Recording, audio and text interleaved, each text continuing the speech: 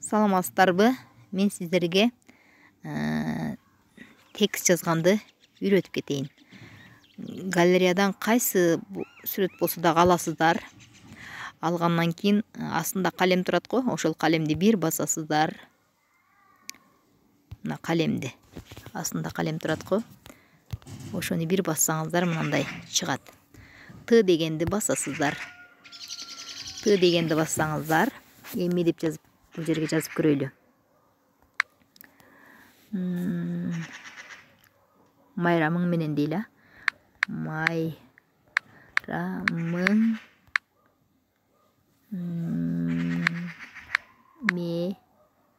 мынаны ак кылыш үчүн чекедеги ак турат го, ошону басып койсоңуз ак болуп калат. Мени, майрамың менен деп туруп күчтүү сөзүм менен айтып коелу. Ошондо готованы басып коесуздар. Болду, мына жерде эки жака мындай ар түрдүү кылып басып жасай берсеңиздер болот. Мына көрдүңүзбү? Майрамың менен. Анан сохранитти басып коесуздар. Мына болду. Каалаган текстке ушинтип жаза бересиздер.